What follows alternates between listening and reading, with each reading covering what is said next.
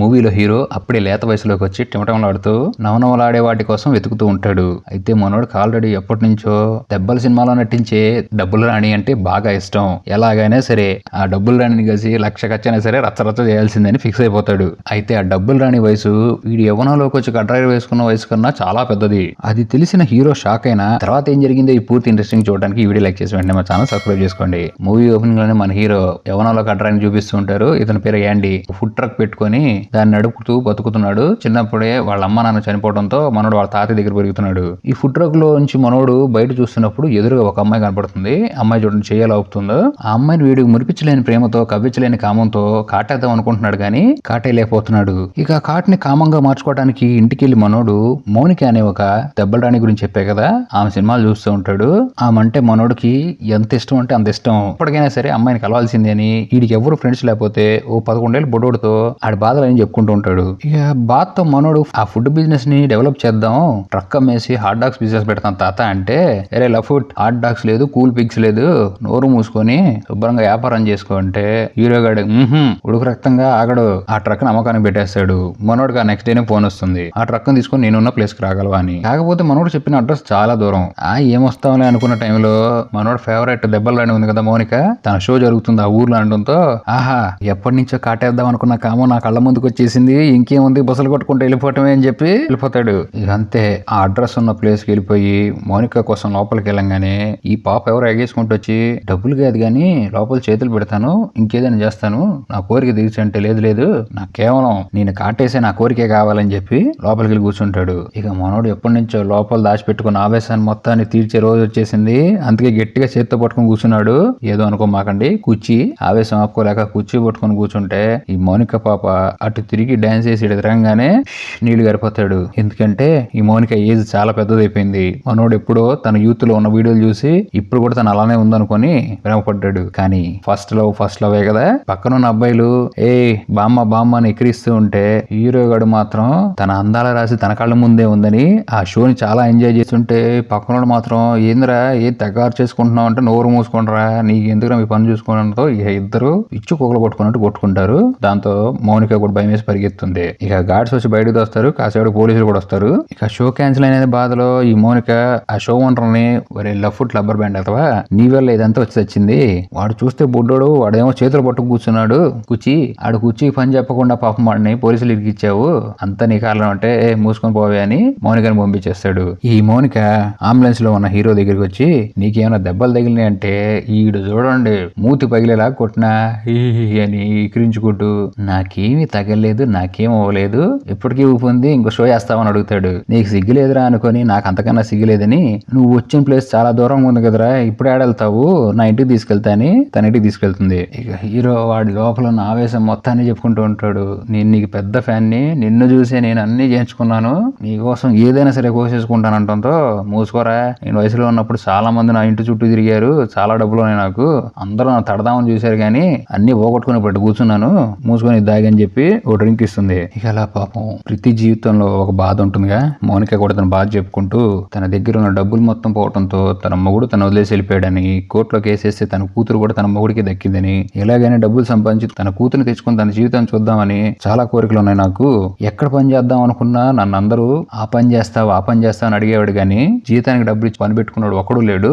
ఇక చేసేదేం లేక నువ్వు వచ్చిన షోలు కూడా ఏదో డబ్బులు వస్తాయని చెప్పి ఇలాంటి షోలు చేసుకుంటూ ఉన్నాను, నువ్వు వచ్చి అది కూడా చెడదొబ్బెవరా అంటుంది. అయితే హీరో గాడు ఏదో ఊహించుకుంటాడు తన పెద్ద సెలబ్రిటీ అని, తన తలుచుకుంటే ఏదైనా కాళ్ళ దగ్గరికి వచ్చేస్తుందని, ఫుల్ లగ్జరీ లైఫ్ లో ఉందనుకుంటే పాపం తన జీవితం ఇట్లా అయిపోయిందని మనోడు బాధపడుతూ అలానే సోఫాలో పడి నిద్రపోతాడు. క్యాబ్ బుక్ చేసి అని పంపిద్దాం అనుకుంటే ఇక నిద్రపోయాడుగా, ఇక అక్కడే ఉంచేస్తుంది మౌనిక ఆయన్ని. ఇక నెక్స్ట్ డే ఈ మౌనిక హస్బెండ్ వచ్చి నువ్వు మన కూతురు మీద వేసిన కేసుని నువ్వు వెనక్కి తీసుకో, నువ్వు పోషించలేవు, నీ వల్ల కదా నీ చేత కదని మొగుడు ఇష్టం వచ్చినట్టు తిట్టడంతో మౌనిక తన కూతురు కోసం అంతా భరిస్తూ నేను ఏదో చేసి నా కూతురుని తెచ్చుకుంటా అనడంతో ఏంటే నువ్వు చేసుకునేదని గొడవ పెద్ద అయింది. ఈలోపు మన హీరో గడు వయసు చిన్నదేగా ఆ మౌనిక కూతురుతో సరదాగా ఆడుకుంటూ ఉంటాడు. ఇక వీళ్ళిద్దరు గొడవ అయ్యి ఇక మళ్ళీ తన హస్బెండ్ వెళ్ళిపోవడంతో ఇదంతా విన్న హీరో కొద్దిగా ఫీల్ అవుతాడు, పాపం మౌనిక జీవితం ఇలా అయిపోయిందని. ఇక హీరో మౌనికకి ఏదో ఒక సహాయం చేయాలి, డబ్బులు ఇవ్వద్దాం అనుకుంటే మనోడికి ఏం చేయాలి అర్థం కాదు. ప్రస్తుతానికైతే మంచిగా టిఫిన్ చేసి నేను ఇక్కడి నుంచి వెళ్ళిపోతా, ఈ టిఫిన్ తిను నాతో కాసేపు ఉండు,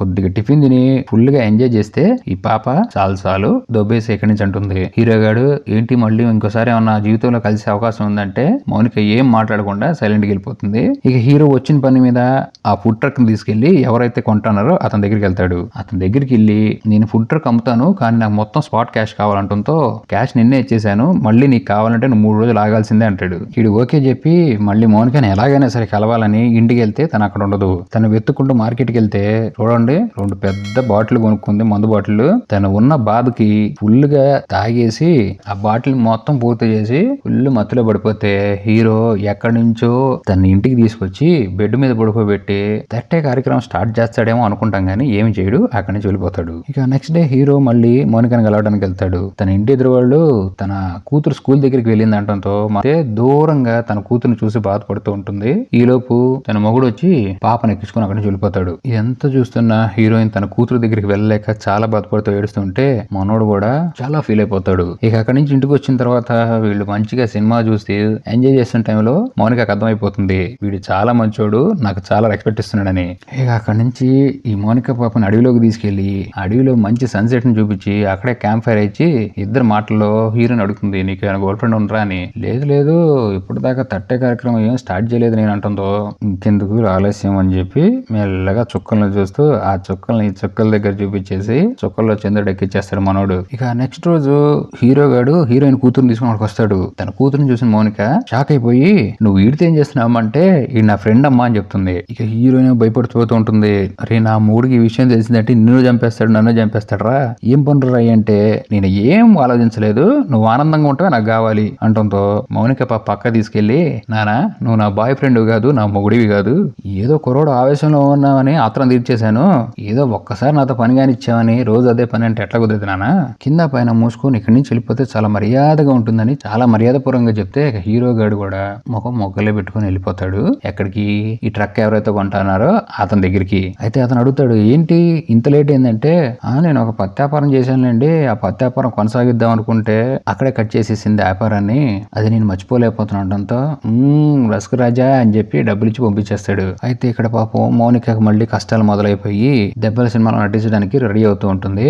అప్పుడే మన హీరో గారు ఎత్తుకుంటూ అక్కడికి వచ్చేసి లోపలికి వస్తా అంటే ఎవడరా నువ్వు ఏందని సెక్యూరిటీ గార్డ్ పక్క దోసేస్తుంటే డబ్బులు ఇచ్చి లోపలికి వస్తాడు. హీరోని అక్కడ చూసిన మౌనిక షాక్ అయిపోతుంది. ఏంట్రా నువ్వు అంటే ఓ స్లిప్ ఇస్తాడు, దాంట్లో నేను ఆల్రెడీ పోలీసులు పిలిచేశాను, నువ్వు గనక సేఫ్ గా ఉండాలంటే ఇక్కడి నుంచి పారిపో అని చెప్పి వాడు ఆ వేషం వేసుకుని హీరోయిన్ ని వెనక డోర్ నుంచి సైడ్ పంపించేసి పోలీసులు లొంగిపోతాడు. వీడు చిన్నోడు కావడంతో పోలీసులు కూడా నీకు ఎవరైనా తెలుసురా ఇక్కడ అంటే మౌనిక తెలుసు అంటాం. మౌనిక దగ్గర తీసుకెళ్లి పోలీసులు ఫస్ట్ టైం వార్నింగ్ ఇచ్చి వదిలేసి వెళ్ళిపోతారు. హీరో గడు ఎంత మంచోడు చూడండి, ఆ ట్రక్ అమ్మేసి డబ్బులు మొత్తం హీరోయిన్ కి ఇచ్చి ఇగో ఇది తీసుకో నీకు పనికి వస్తాయి అంటంతో నాకు డబ్బులు అవసరం రా నీ డబ్బులు అసలు తీసుకొని అంటుంది. అయితే వీడేమో ఆ ప్రేమలో పడిపోయి ఈ డబ్బులు మనకు సరిపోతాయి, ఇది తీసుకొని నువ్వు నేను నీ కూతురుతో కలిసి ఒక మంచి ప్లేస్కి వెళ్ళి బిజినెస్ స్టార్ట్ చేద్దాం, నేను బాగా చూసుకుంటాను నేను అంటంతో మౌనిక గట్టిగా చెప్తుంది నా గులాబీ వాడిపోయింది, నువ్వు కొత్త కొత్త గులాబీలు వెతుక్కోవాలరా, లేకపోతే యవనంలో టెమటెమలు ఆడుతున్నావు, నీ జీవితం ఇంకా చాలా ఉంది, నీకు ముసలిదాని వయసు కాదు యవన వయసులో ఉన్న అమ్మాయి కావాలి, అలాంటి అమ్మాయిని చూసి పెళ్లి చేసుకోరా అంటే హీరో గాడికి ఎక్కడో గాలి అక్కడే కూర్చొని చిన్న పిల్లడు ఏడిచినట్టు ఏడుస్తుంటాడు. ఇక మౌనిక కూర్చొని అర్థమయ్యేటట్టు చెప్పి నువ్వు నా కోసం ఏదైతే చేసావో దానికి అంతా థ్యాంక్ యూ, నీకు మంచి లైఫ్ ఉందిరా అంటంతో కాళ్ళు వేలాడి తీసుకుంటూ ఇంట్లో నుంచి బయటకు వస్తాడు హీరో గాడు. అయితే హీరో గాడు ఫస్ట్ లో వేగా వాడు చేసిన మంచి పని ఏంటంటే ఆ డబ్బులు మౌనిక దగ్గరే వదిలేసి తను చిన్నప్పటి నుంచి ఏదైతే గ్యాదర్ చేసుకున్నాడో మౌనిక గురించి ఆ బుక్ ను కూడా తన దగ్గర వదిలేసి లాస్ట్ ఒక లెటర్ రాసి వెళ్తాడు నీ కూతురుతో లైఫ్ లో హ్యాపీగా ఉండని. అలా రోడ్డు మీద లిఫ్ట్ అడుగుతూ ఓ వారం తర్వాత ఇంటికి వెళ్తాడు. అయితే మనోడు చూసిన వాళ్ళ తాతయ్య కూడా ఏమీ అనకుండా చాలా హ్యాపీగా ఇంట్లోకి రమ్మంటాడు. ఆ నెక్స్ట్ డే ధైర్యంగా మూవీ స్టార్టింగ్ లో ఒక అమ్మాయిని చూపించు కదా హీరో అమ్మాయి లవ్ చేస్తున్నాడు చెప్పలేకపోతుందని వెళ్ళి కాలంతో కలిసిపోయి కామంతో కాటేసుకుందావరా అని చెప్పే ప్రోగ్రామ్ ని ఇద్దరు పచ్చని గెట్లో పిచ్చెక్కించే అరుపులని కార్యక్రమాన్ని కానిచ్చుకుంటూ మనోడికి ఎప్పుడైతే మౌనికని కలిశాడో జీవితం అంటే ఏంటో అర్థమైపోయి లైఫ్ ని ఎలా సక్సెస్ అవ్వాలో నేర్చుకున్నాడు. అంతేకాదు సినిమాలో ఉండే వాళ్ళ జీవితాలు వెనకాల చాలా బాధలు కష్టాలు కూడా ఉంటాయని తెలుసుకొని తన లైఫ్ ని హ్యాపీగా తన ప్రేమించిన అమ్మాయితో గడపడంతో మూవీ ఎండ్ అయిపోతుంది. సో లైఫ్ లో ఏది ఆత్రంగా ఆవేశపడకండి, కేవలం ఆలోచనతో ఆనందపడండి.